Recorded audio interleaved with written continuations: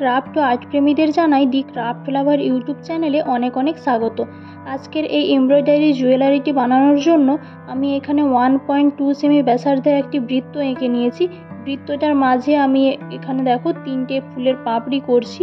আমি এখানে glitter pen use করছি, তোমরা এর পরিবর্তে পেন্সিল ইউজ করবে। তোমাদের বোঝার সুবিধার জন্য আমি এখানে গ্লিটার পেনটা ইউজ করেছি। তারপরে দেখো এমব্রয়ডারি করার জন্য যে সুতোগুলি ব্যবহার করি তার আমি এক পিস নিয়েছি। এবারে সুতোটাকে এইরকম পাপড়ির ওপরের দিকে বের করছি।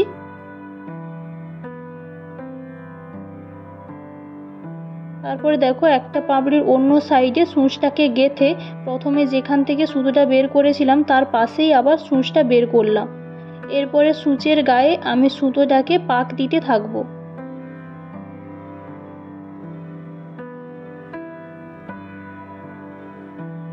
এখানে পাপড়িটার মাঝে যতখানি গ্যাপ রয়েছে ততখানি সুতো আমি সূঁচের গায়ে প্যাঁচ দিয়েছি। এবারে সুতোটা যেখানে প্যাঁচ দিয়েছিলাম সেখানে আঙ্গুল দিয়ে এইভাবে চেপে রেখে সমস্ত সুতোটাকে বের করে আনবো।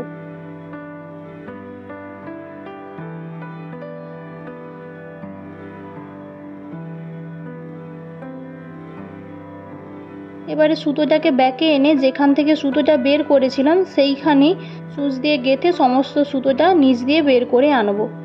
এই সেলাইটাকে বুলিয়ন নট সেলাই বলে।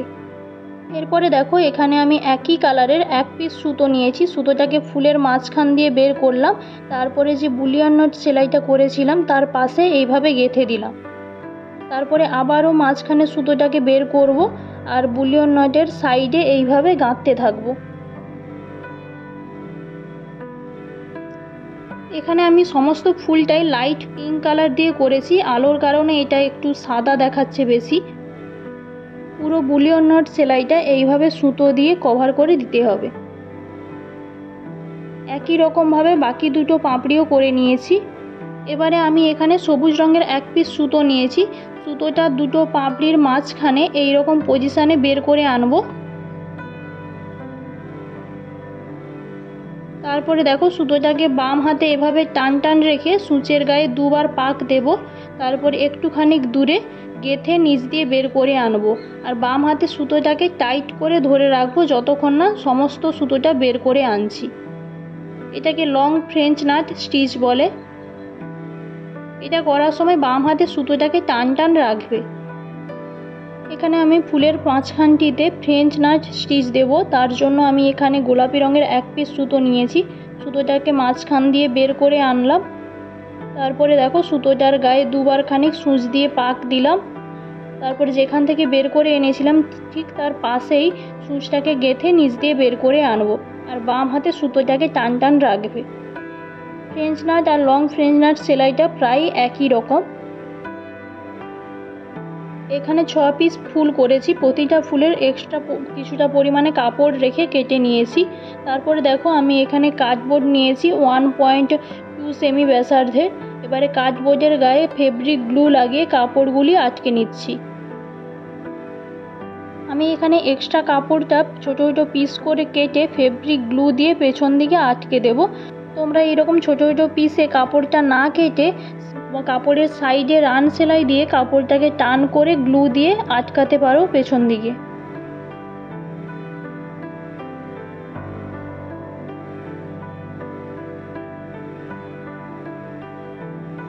এখানে আমি নেকলেসটার জন্য 4 পিস এইরকম কার্ডবোর্ডের গায়ে আটকে নিয়েছিলাম। আর ইয়াররিংয়ের ক্ষেত্রে আমি কার্ডবোর্ডের গায়ে প্রথমে হেডপিনটা এইভাবে লাগিয়ে নিয়েছি, হেডপিন অথবা স্টাম্পিন, তারপরে কাপড়টা আটকেছি। এখানে দেখো আমি একটি পিস নিয়েছি, পিসটার মাঝখানের একটু ওপর দিকে সূচটাকে দেখো এইরকম পেছন দিক দিয়ে গেঁথে বের করছি। তারপরে একটি পুঁতি গেঁথে নিলাম। তারপরে আরেকটি পিস নিয়ে তার মাঝখানের ওপর দিকে একই রকম পজিশানে সামনে দিয়ে গেঁথে বের করছি। এটার ক্ষেত্রে আর পেছন দিক দিয়ে হবে না, সামনে দিয়ে সূচটাকে গেঁথে বের করতে হবে। তারপরে দেখো আবার যখন সূচটাকে গাঁথবো নিচ দিয়ে গেঁথে বের করে আনবো। তারপরে আবার একটি পুঁতি গেঁথে নিলাম। এই একই রকমভাবে 4 পিস গাঁথতে হবে। আমি এখানে 5 পিস প্রথমে গেঁথেছিলাম, তারপরে দেখলাম অনেকটা চওড়া হয়ে যাচ্ছে হারটা, তার জন্য আমি পরে খুলে 4 পিসই রেখেছিলাম। আর যাদের গলা একটু পুরু তারা 5 পিসই রাখতে পারো। তারপরে দেখো সমস্ত সুতোটাকে ব্যাকে আবার ঘুরিয়ে আনবো আর দুটো বেসের মাঝখানে একটি করে পুঁতি অ্যাড করতে থাকবো। একই রকমভাবে বাকিটা করে নেব।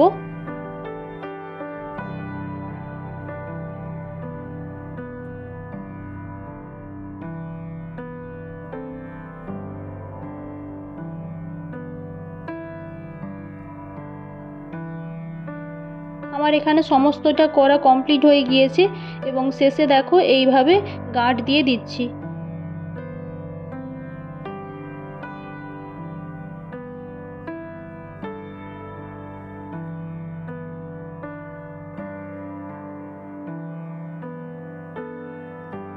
তারপরে দেখো আমি এখানে সাদা মোটা 1 পিস সুতো নিয়েছি। সুতোটাকে এইভাবে ঘুরিয়ে নিয়ে দুটো মুখকে এক জায়গায় করে নিচ্ছি। তারপরে এখানে আমি একটি পুঁতি গেঁথে নিলাম। তারপরে পুঁতিটার গায়ে সুতোটাকে এইভাবে প্যাঁচ দিয়ে দিলাম। তারপরে একটি সবুজ রঙের কটন বল গেঁথে নিচ্ছি।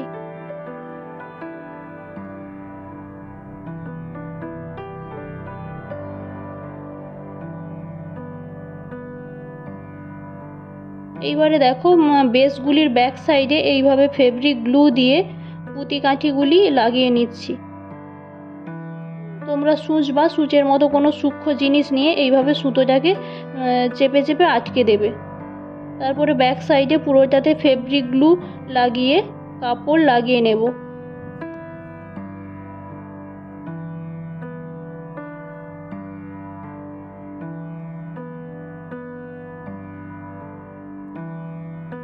দেখো কাপড়টাকে লাগানোর পরে সূচ দিয়ে আমি এখানে একটু চেপে দিচ্ছি যাতে কাপড়টা কোথাও না উঠে থাকে। এই ছোট ছোট বিষয়গুলি একটি গয়নাকে সুন্দর করে তোলে। তারপরে দেখো ইয়াররিংয়ের ব্যাক সাইডে ফেব্রিক গ্লু লাগিয়ে নিচ্ছি। আর কাপড়টাই আমি অনুমান করে আগে ফুটো করে রেখেছিলাম কোথায় হেডপিনটা ঢোকাতে হবে। দেখো ঠিক সেই রকম পজিশানে কাপড়টা আটকে দিলাম।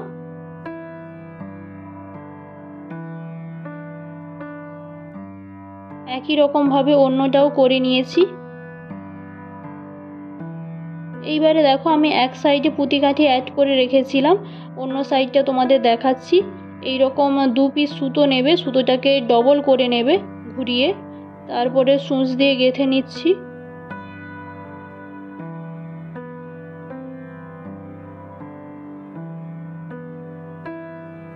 তারপরে বেসটার গায়ে দেখো সুতোটাকে এইভাবে ঘুরিয়ে প্যাঁচ দিয়ে দিচ্ছি। একই রকমভাবে আরেকটা করে নিয়েছি। এখানে আমি 8 পিস খানিক পুঁতি গেঁথেছিলাম, তোমরা তোমাদের গলার সাইজ অনুযায়ী একটু কম বেশি করে নেবে। তারপরে দুটো সুতোকে একসাথে গিট দিয়ে দিচ্ছি।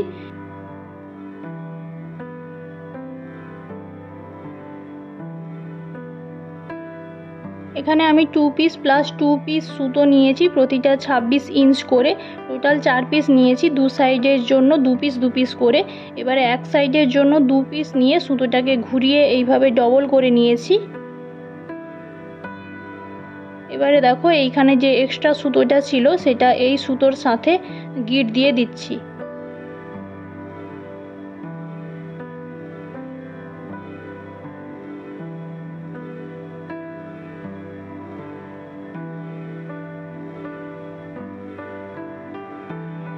এখানে আমি একটা বড় পুঁতি গেঁথে নিচ্ছি যাতে গিটটা না দেখা যায়।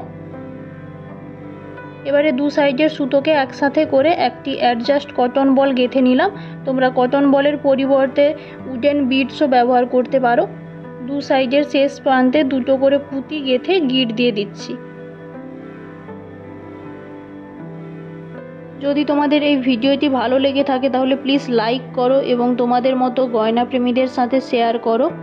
ধন্যবাদ ভিডিওটি দেখার জন্য।